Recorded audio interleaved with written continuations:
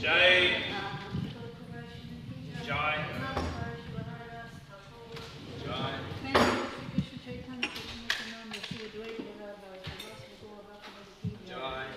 All glories to some of the devotees. All glories to some of the devotees. All glories to some of the devotees. Glory Shri Guru and Shri Guru.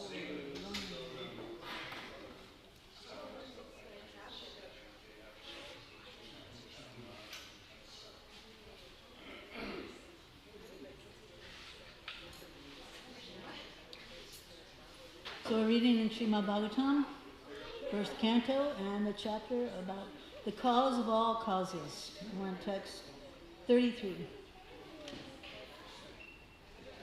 Tada samhatya chanyam yam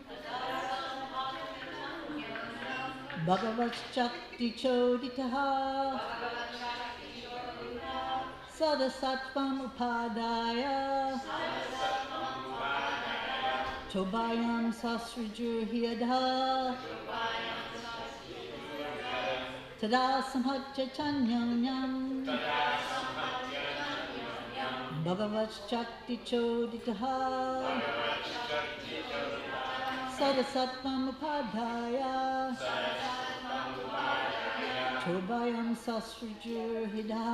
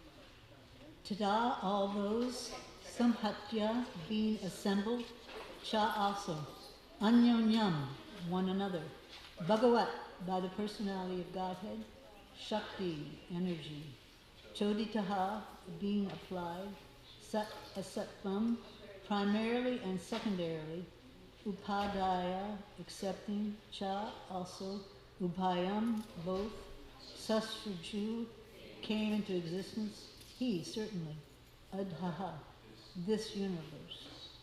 Translation, first we start.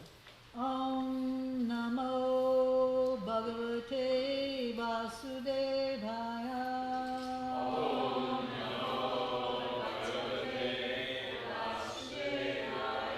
Om Namo Bhagavate Vasudevaya.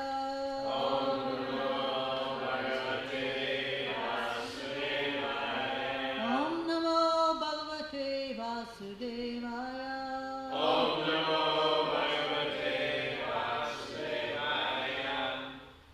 Translation.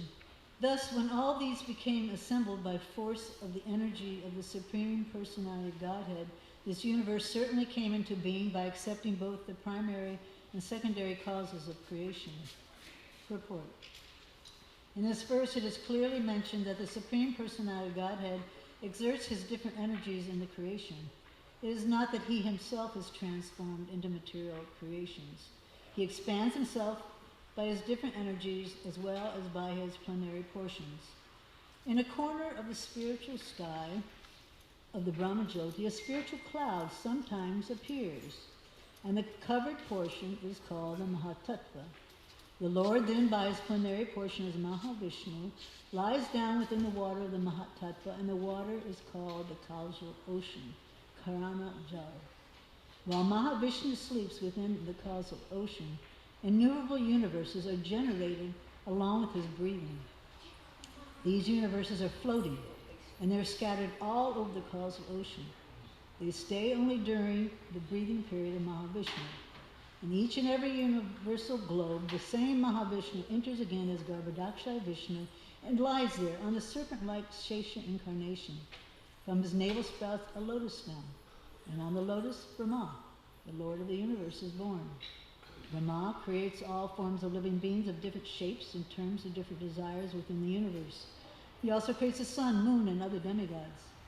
Therefore, the chief engineer of the material creation is the Lord himself, as confirmed in Bhagavad Gita 9:10. It is he only who directs the material nature to produce all sorts of moving and non-moving creations.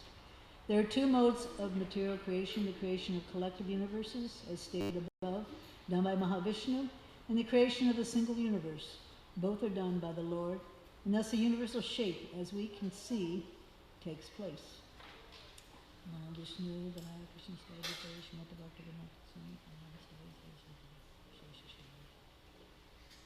I'll try to keep it as less technical as I possibly can, since I don't understand so much about it. But here are some of the secrets of this creation of the universe. If I was to go down to, let's say, Publix or Hitchcock's and go along in the parking lot and ask somebody how this all come about, they wouldn't have a clue. Most people don't have a clue what caused this whole thing, when it came into being, how it's going to be destroyed. They really don't have a clue. But here we're so lucky that the mystery is solved by the Bhagavatam. Here we're getting some details about the creation and about how Krishna, by his will, here it's described, it's actually by a force, that he exerts himself into these different expansions, and he gives them the ability to create. And thus we have all the universes being created from Mahavishnu and also by Garbhodakshaya Vishnu and Lord Brahma. It's a pretty remarkable plan that Krishna conjured up. I don't think any other engineer on the planet or in the universe could think of such a plan. Definitely a unique system that he has arranged. I mean, sometimes if you ask a religionist how did it all cause, was all caused, they might say, I think it describes in the Bible it was the Word. But who said the word, and who is this person? Then they kind of lose track and they don't really understand. So we are very fortunate that we have this all cleared for us by the Bhagavatam. So this verse, if you ask me, is one of the pieces of humble pie that we can digest, that the Bhagavatam allows us to get rid of some of our false ego thinking that we're so great, and so we're so significant, we're so wonderful, and we're, what would the creation be without us? So this is a little humble pie that we can eat when you think of how many billions and billions of living entities there are in this universe. Pretty remarkable. I know sometimes when I travel, I sit in the airport and I look around me and I see thousands of people that I don't know, people that are from all over the planet, and at the same time, they are thinking that they have their own little universe. They're all sitting there in their seats, and they've got their own little universe. All the things that going on in their life is so important. But really, is it so important? It's so temporary. And how long have we been migrating from one planet to another again and again?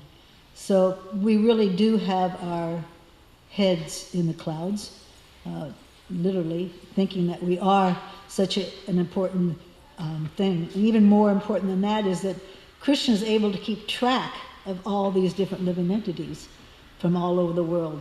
He knows, because they're all his loving part and parcel.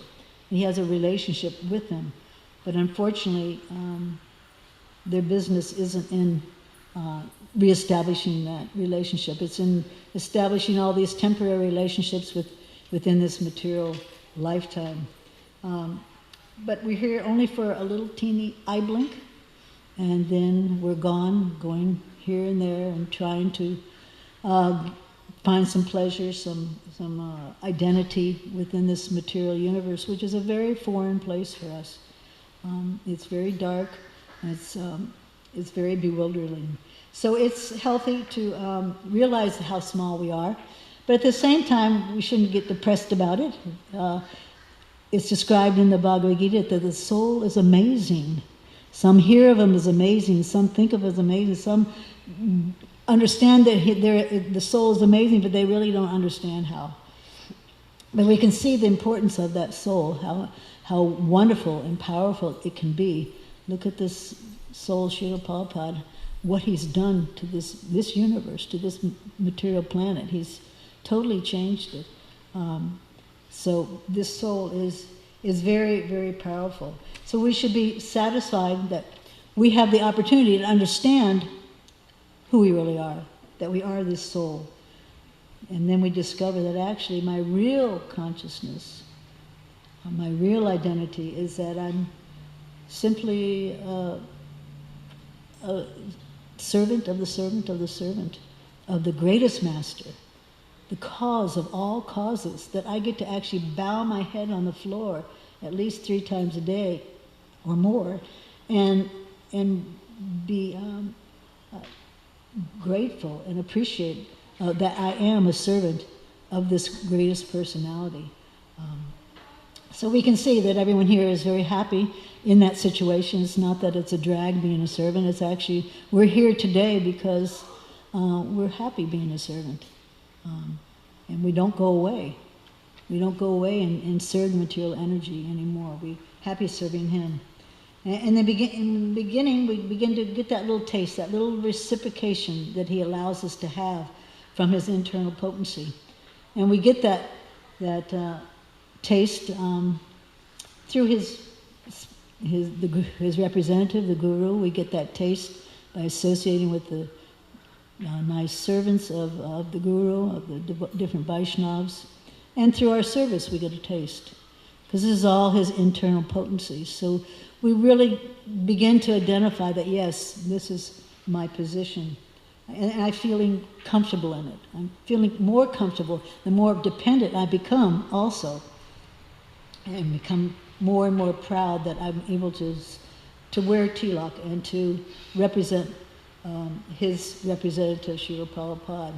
So this purport is describing these different expansions, which are the different energies of the Supreme Person.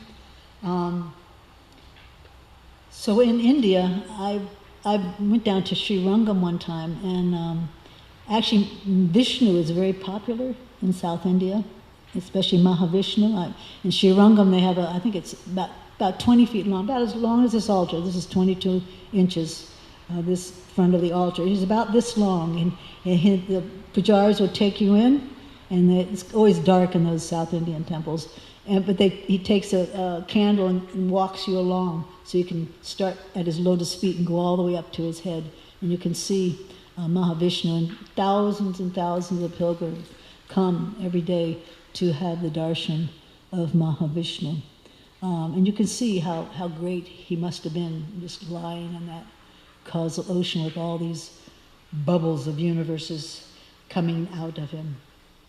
And also I've been to Thailand, and in the airport, there's Mahavishnu in the airport. Vishnu is there in the airport.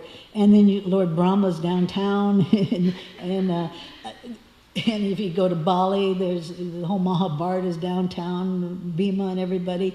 And then even in, only the old people will know this, but even Mahavishnu is popular on the Jimi Hendrix album cover, right? There's Mahavishnu. And so the Vishnu has become very popular. Right? It's and different expansions of Krishna. Even Narada Muni, what does he chant? Narayan, Narayan, Narayan, right? which is also another form of the Lord. But there's a nice story in the Bhagavatam about the gopis, that they're searching for Krishna in the forests of Vrindavan, and they're inquiring from the trees and the different plants. Oh, where's my Krishna? I can't find him anywhere. And all of a sudden, they come across Lord Narayan standing there. And they go up to Lord Narayan and say, have you seen Krishna anywhere? And then that's Krishna. But and he's just standing there, well? And they go, no. Krishna, Krishna. And so Krishna has many, many different forms. But of course, we are given this most beautiful form of Radha Shyam to worship and to enjoy. That's from the mercy of Lord Chaitanya. Lord Chaitanya, somehow or other, has found us as needing this to learn about this worship of Radha Krishna, which is the highest worship. And it's such intimate pastime of Radha Shyam, Krishna Balaram. So we're very fortunate to be able to take part, and as Mukhya said, to be so close to them and to enjoy them. Here it is describing the Lord Krishna as the chief engineer. Whenever I meet people from India, I usually ask them what kind of engineer they are. What kind of engineer are you? There's how many engineers? There's the chemical engineer, electrical engineer, mechanical engineer, construction engineer. There's so many different engineers, but Krishna is the supreme engineer. He runs the whole show. And so we understand that we should respect him in this position also as the cause of all causes, and one who is telling the Vishnus, Mahavishnu, that okay, there's a need now for all my renegade lost devotees to go get some training, to get their attitude corrected. So therefore, we need to make a facility, a correctional institution for all these renegade fallen souls. So the little cloud appears, a little cloud in the cosmic creation appears, and Krishna sends Mahavishnu to go down, lay down, and what does he do? He takes a nap. He sleeps, and bubbles come out of universes, millions of universes come out of the pores of the skin. Now when we go to sleep, first of all, Prabhupada said sleep is death. We're pretty much dead. And besides that, what comes out, Prabhupada has said, described it as a urine-like substance comes out of our pores. That's why the first thing you do in the morning, you take a bath, because it's disgusting. That's why you should clean your sheets and your pillows and everything regularly, because it's nasty. Our bodies are nasty. But Mahavishnu's just sleeping there, and universes come out. And then within each universe, Garbhodakshaya Vishnu, another Vishnu form, enters, and from his lotus navel comes a lotus flower, a beautiful lotus flower. And within that lotus flower, Lord Brahma is there. So this is the first and second parts of the creation. It's in Lord Brahma, he has to figure out how I'm going to facilitate bodies for each of these persons that has different desires. So it's a real challenge to make costumes for all these different desires. So he ends up custom fits all these different funny looking forms, cockroach bodies, spider bodies, all these different bodies actually they're just uniforms for our prison life here. And we can change our uniforms at will according to our desires. And so then we come here and we roam around this planet thinking that I'm the Queen of England for some time, or I roam around thinking that I'm the CEO of Amazon, or that I'm the greatest soccer player in Brazil or India, whichever you prefer, or I'm a teacher, I'm a doctor, I'm a cockroach, I'm a dog, chief dog on the block. And we roam around thinking that we're such, a great contribution to this planet. And the most amazing thing, after doing all this creation, you can reverse the cycle. you can, from cold to heat, right? Creation and then destruction. Krishna at his will, he engages Lord Shiva. And so many, in different incarnations, Kalki to come and finish off everybody, and Mahavishnu takes a rest and breathes in and breathes out again, and this is going on and on and on, reverse cycle. So Krishna is pretty amazing what he can do. But Krishna just doesn't leave us here in the prison house alone. He gives us some counseling help and speaks Bhagavad Gita, sends a counselor, the greatest, Srila Prabhupada, to come tell us how to revive that nice, the service attitude that we lost. It's so important to hear about bhakti, of what real loving service attitude is. So we should realize that it's very important to take part in this bhakti program. Now, Bhagavati, she said in one of her classes recently that that we're kind of playing house here, that we're thinking we're doing so many different things, and just like the mother will say, you know, come in the kitchen and cook, and you take all kinds of weird things and you pretend like it's food. But I actually had a really nice realization when we were cooking on Radhastami. I think it was Ruchira and I and somebody else. We were in the kitchen and we were trying to figure out what preparations to make for Radhastami, and I was very upset because they weren't real traditional preparations that we could figure out how to make in such big quantity, because it's to make rasgul and rasmalai and to make 2,000, 3,000 of it. It's just like, it's really difficult these days. You just don't realize. And so, but I was thinking that actually we're pretending like we're cooking for Radharani. Cooking for Radharani, the greatest cook. And we felt pretty ridiculous. You know, here we are fiddling around with what little things we have, trying to figure out preparations to offer to the greatest devotee of all, Radharani, who's the greatest cook. So it was definitely a realization that Krishna, and I hope you accept this because there's no qualification whatsoever, just our humble attempt to try to, you know, to feed all the devotees. So Krishna actually does. He looks for the devotion and the good intention of the devotees, the struggling devotees that are trying to do something to please them. There's always that nice description of the yogi. It was a nectar devotion of the yogi who's meditating on making sweet rice. He's just a Babaji. He doesn't have any facility to really cook sweet rice, so he just meditates on it. But he's really thinking about making a really nice bunch of sweet rice, you know, nice and creamy, and the rice isn't too soft, it isn't too hard.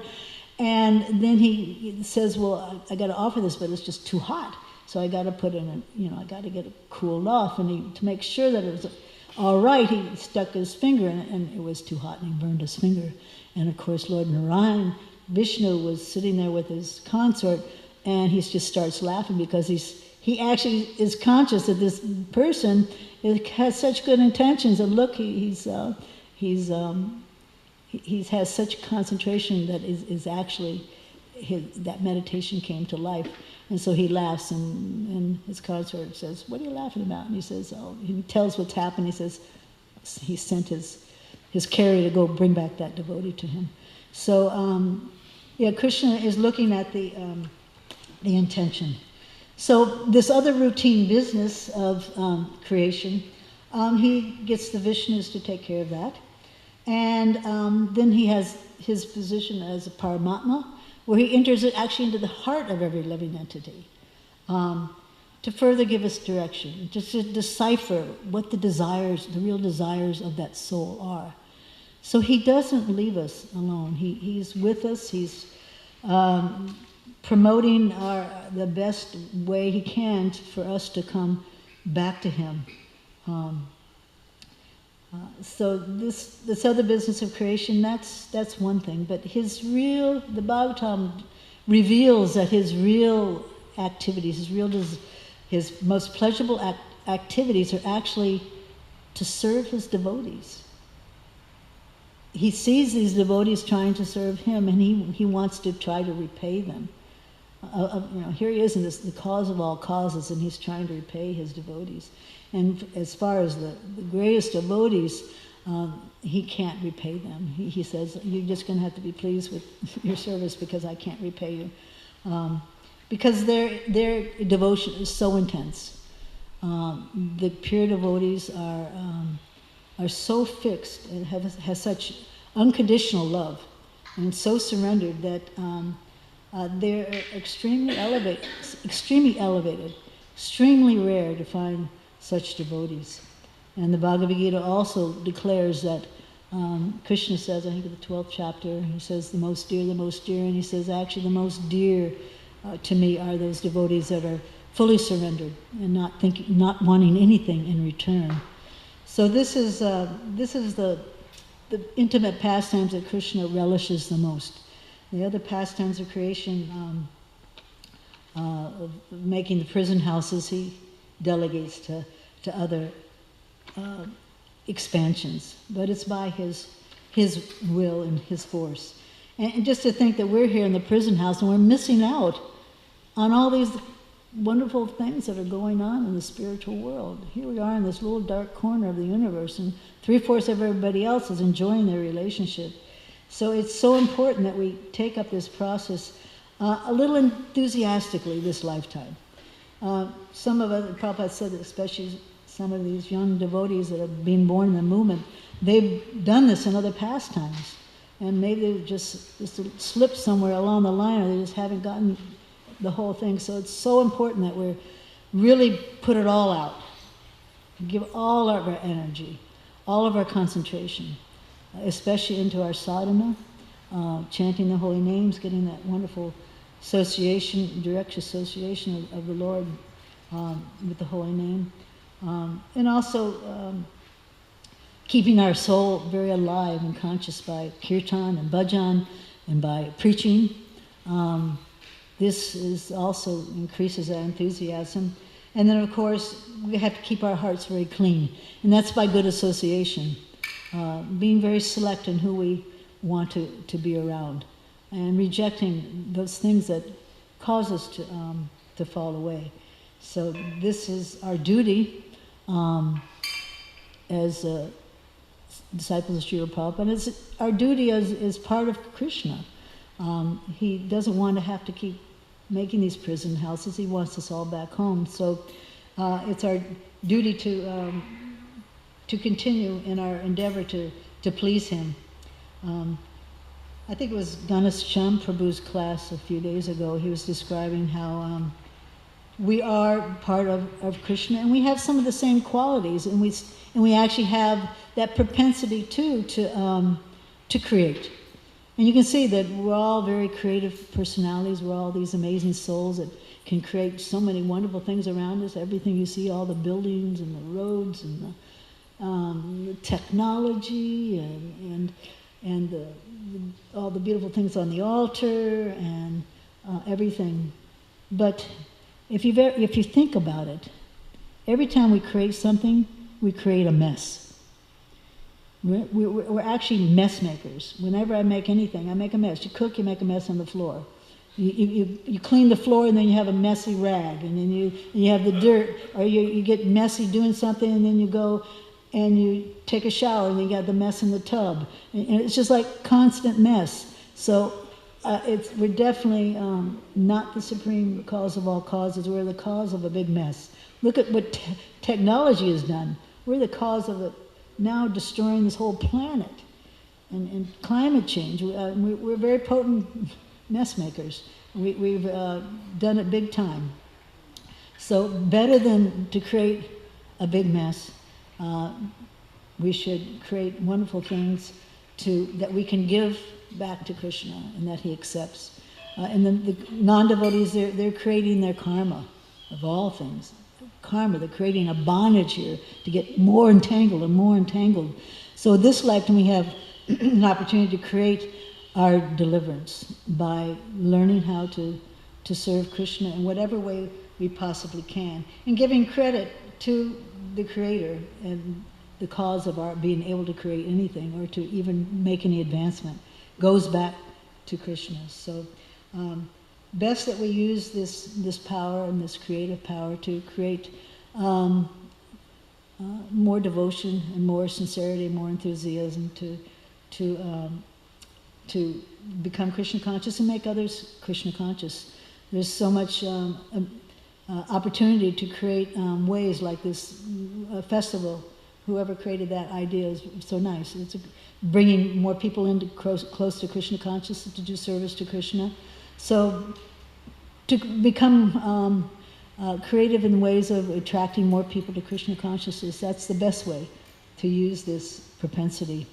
And then the Lord will be very pleased, and we will be very thankful and grateful and be able to express our gratitude to Krishna. And realize that that we are also very thankful that we're able to come here and serve the devotees and serve the deities so nicely with our creative abilities. And you can see in this backdrop that the Lord enjoys these pastimes of the Lord with music. He's got all his mridangas and tablas, and he's got his venas, completely surrounded by his loving brother and expansions. So this is Krishna's real business. Although we're able to relish also this creation, realizing how great our master is. So maybe someone has some questions or has some contribution. Yes, sir. Hare Krishna, thank you. I just had two things. I was going to share one thing about my first experience with, this was like in early 1970s, somehow or other I got a teachings of Lord Chaitanya, the compilation, of Chaitanya Charitamrita. And at that point I was still kind of like dabbling in substances and stuff, not very much, but more socially. But I remember, reading that about the three Vishnus, and we were talking about creativity, and so somehow or other I can visualize a lot of things. So I started visualizing that, and I thought, wow, this is really amazing, And every time I hear it, I just like. I just get so impressed, And then the other thing is, when you're reading the description there, I know about the Garbhodakshaya Vishnu and each little universe filling up halfway with water and that part, but I was always under the impression that when the universes came out of the pores of Mahavishnu, Karanadakshaya Vishnu, that they were floating in the air rather than in an ocean. But I guess the air could be an ocean, right? It describes in the ocean here. It describes an ocean, but could it be actually? Sometimes you refer to the air as an ocean, but... Well, usually you see bubbles in water. You don't see bubbles so much in the air. Well, I do. My daughter's got one of those little things where you... Anyway, it would be interesting to, because... Anyway, I just wondered if you had any information on that. I don't have much information. It says causal ocean here. Okay.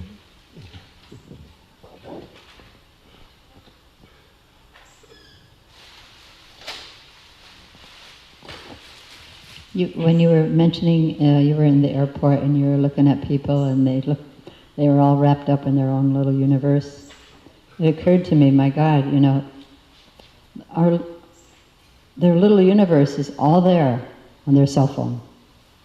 Yeah. Every connection and contact and exposure to what they choose to, that's their universe, right in that little cell phone. And it's totally virtual. That's amazing. Totally virtual. How life is. Can all be evolved. busted in one hurricane. Finished.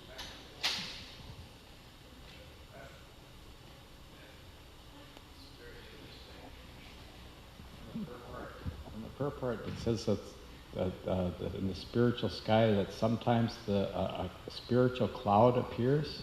It Yeah. seems kind of random. I was just wondering if you could. I don't know, comment I'm on trying to that. picture it, just, that's what it says. Huh? That's what it says, it doesn't give a lot of, I don't know any of the details of where the cloud came from, but maybe our scientist knows.